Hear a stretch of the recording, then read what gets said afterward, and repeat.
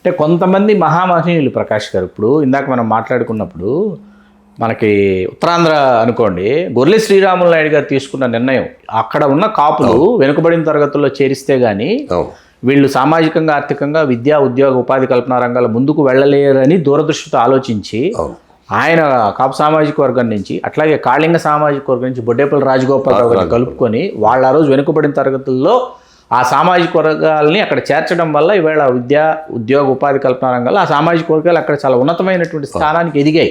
వెనుకబడిన తరగతుల జాబితాలో చేర్చడం వల్ల బీసీ గ్రూప్ డి అవ్వచ్చు, కాకపోతే కాళింగుల్ని ట్రైబ్గా చూపించి బొడ్డేపల్లి రాజగోపాలరావు గారు బీసీ గ్రూప్ ఏలో చేర్చడం వల్ల వాళ్ళు ఎక్కువ ఫలాలు అందుకున్నారు. దానిని మనం కాదనలేము. అయితే ఇప్పుడు ఇక్కడ ఇన్ని దశాబ్దాలు గడిచిన వెనుకబడిన తరగతుల జాబితాలో చేర్చేటటువంటి అంశం ఈ సామాజిక వర్గాన్ని ఏదైతే ఉందో అది పవన్ కళ్యాణ్ గారు ఉన్నారు కాబట్టి కూటమిలో పొత్తు ధర్మంలో భాగంగా ఇవాళ ఈ సామాజిక వర్గానికి సంబంధించి ఆయన ముందడుగు వేయాలనే సామాజిక వర్గం నుంచి ఒత్తిడి వస్తుంది. చంద్రబాబు నాయుడు గారు ఎక్కడ ఈ సామాజిక వర్గాన్ని వెనుకబడిన తరగతుల్లో చేరిస్తే ఇతర వెనుకబడిన తరగతులతో ఎక్కడ తనకి తల బొప్పుగెడుతుందో అని ఆయన ఆలోచిస్తారు. ఆయన తాత్సారం చేసేటటువంటి తాత్సారం ఆ రాజకీయం అట్లాగే కొనసాగుతుంది. దీనివల్ల ఏమిటి అసలు సామాజిక వర్గం యొక్క దిశ ఏంటి అంటే దీనిలో మీరు చెప్పినట్లు పవన్ కళ్యాణ్ గారు కాపు సామాజిక ఆయన మీద వేసుకోవాల్సిన అవసరం లేదు, తీసేయండి. అలాగే చంద్రబాబు నాయుడు గారు మీరు చెప్పిన ఆలోచన ఒకవేళ ఉంటే అది కూడా తప్పు. ఎందుకంటే దీని బూచిగా చూపించడానికి ఇతర కులాలు ప్రయత్నం చేస్తున్నాయి. కానీ ఇప్పుడు ఈడబ్ల్యూఎస్ యాక్ట్ నేను చదివాను, దాంట్లో స్పష్టంగా ఇచ్చింది ఏంటంటే కాపు కమ్యూనిటీ సంబంధించి ఎడ్యుకేషన్ అండ్ ఎంప్లాయ్మెంట్కి మాత్రమే వర్తిస్తుంది 5%. ఇందులో పొలిటికల్ ఇది లేదు. అలాగే జీవోలో కూడా అది ఇచ్చారు. కాబట్టి బీసీ సోదరులు అందరూ ఏం ఫీల్ అవుతున్నారంటే పొలిటికల్ లేదా రిజర్వేషన్ కూడా వస్తే కనుక కాపులు సంఖ్యాపరంగా ఎక్కుంటారు కాబట్టి అన్ని చోట్ల వాళ్ళే వచ్చేస్తారని మాకు అన్యాయం జరుగుద్ది అంటున్నారు. దీనిలో పొలిటికల్ రిజర్వేషన్ అందులో లేదు. ఎందుకంటే పొలిటికల్ మనకి 72 నుంచి కూడా ఏబిసిటీ గ్రూప్ రిజర్వేషన్స్ అమలైతే పొలిటికల్ రిజర్వేషన్ 82లో కాంగ్రెస్ పార్టీ ఫస్ట్ ఇంప్లిమెంట్ చేస్తే తెలుగుదేశం పార్టీ వచ్చి రామారావు గారు 25%, 27% ఇచ్చి ఆయన 86 నుంచి పెట్టాడు ఇది. సో ఈ ఏబిసిటీ రిజర్వేషన్కేనే education and employment reservation political సంబంధం లేదు. ఇది వేరు అది వేరు. ఇప్పుడు బీసీ సోదరులు ఏమనుకుంటున్నారంటే ఇది కనిపించేస్తే కనుక మాకు అన్యాయం జరుగుద్ది అంటున్నారు. అది నిజమే. ఎందుకంటే మీరు ఇందాక లెక్కలు చెప్పారు, అనంతపూర్ నుంచి మీరే తోపులు కాదు మేము కూడా ఇంతమంది శ్రీకాకుళం దాకా. సో న్యాచురల్గా స్థానిక సంస్థల్లో రిజర్వేషన్ అలా ఉన్నప్పుడు కాపులు ఎక్కువ మంది తీసుకునే అవకాశం ఉంది. కాబట్టి చంద్రబాబు నాయుడు గారు చాలా టాక్ట్ఫుల్గాను ఆలోచన పరంగానే ఆయన ఈ రెండింటికే పరిమితం చేశారు. కాబట్టి బీసీ సోదరులు దీనికి సంబంధించి అలా ఆలోచించాల్సిన అవసరం లేదు. ఒకటి, అలాగే ఏ పొలిటికల్ పార్టీ కూడా దీన్ని బూచిగా చూపించి అన్యాయం జరుగుతుంది కూడా అనుకోకలేదు. అది భ్రమ అంతే, అది కేవలం అలా ఉండదు. ఎందుకు చెప్తున్నానంటే ఇప్పుడు మొన్న ఎన్నికలు జరిగినప్పుడు కొన్ని సామాజిక వర్గాలు కలవో, అది ఈ సామాజిక ఉంటే ఆ సామాజికం కలవదని చెప్పారు. మరి 95% కాపులు ఎలాగేశారు?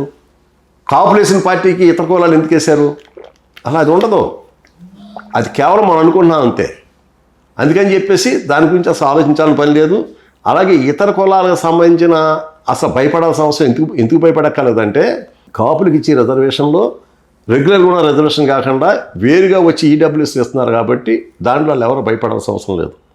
అలాగే ఇప్పుడు చంద్రబాబు నాయుడు మీరు పవన్ కళ్యాణ్ గారు చెప్పారు. పవన్ కళ్యాణ్ గారిని మేము రిక్వెస్ట్ చేసేది ఏంటంటే మీరు డిప్యూటీ సీఎంగా ఉన్నారు, ఓ మంత్రిగా ఉన్నారు కాబట్టి, పార్టీ అధ్యక్షుడిగా ఉన్నారు కాబట్టి, ఓ 20% ప్రజలున్న ఈ సామాజిక వర్గాన్ని న్యాయం జరుగుతుంది కాబట్టి ఆ రకంగా అడ్రస్ చేయమంటున్నాం.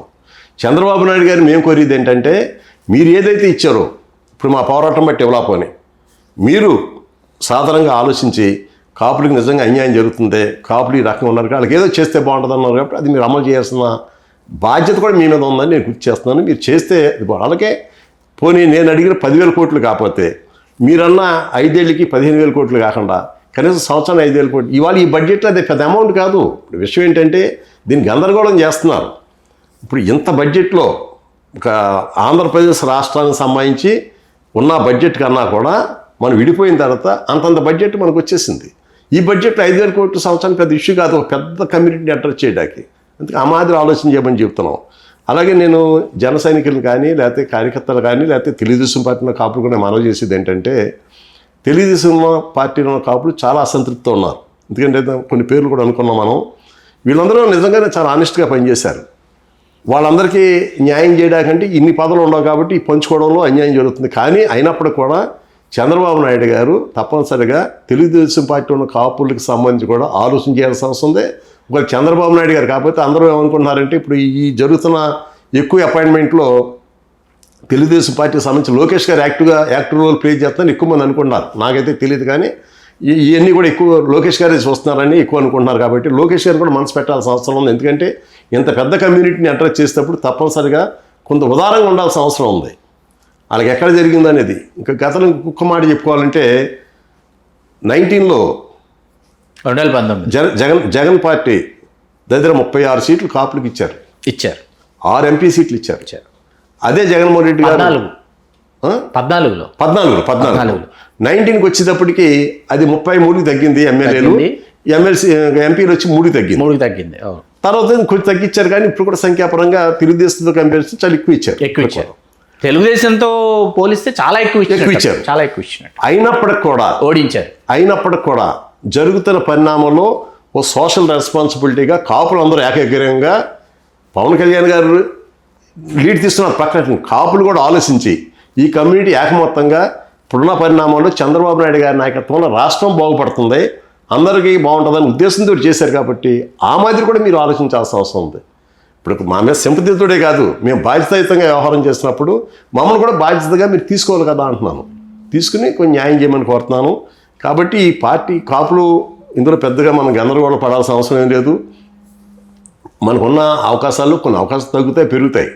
అయితే నేను ఓవరాల్గా చెప్పేది ఏంటంటే ఇతర కమ్యూనిటీలతో మనం వ్యవహారం చేసిన చాలాసార్లు చెప్తుంటాను. మామూలుగా మా కమ్యూనిటీ మీటింగ్లో చాలాసార్లు చెప్తుంటాను.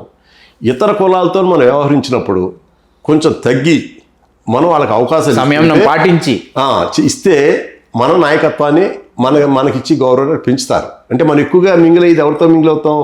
ఆధిపత్య కులాలతో, ఆధిపత్య కుటుంబాలతో మింగిల్ అవ్వం. మనం ఎక్కువగా మింగిల్ అయ్యేది అన్ని పనుల్లో మనం ఉంటాం కాబట్టి దిగువ రోజువారీ అన్ని కార్యక్రమాల్లో కాపాడు ఉంటాడు కాబట్టి శ్రామిక కార్మిక కర్షక కులాలతో మనం వాళ్ళతో ఉన్నాం కాబట్టి వాళ్ళ స్థాయిని మనం ఆలోచించి వాళ్ళ మనసుని గెలుచుకునేదట్టో లేదా వాళ్ళ మద్దతు పొందేదట్టో మన ప్రవర్తన ఉండాలంటున్నాను. అందుకని ఏం చేయకాల. ఇప్పుడు మనకున్న డబ్బులు త్యాగం చేయకూడదు, లేకపోతే లేని అవకాశాల కోసం మనం వెంబర్లాడకాదు.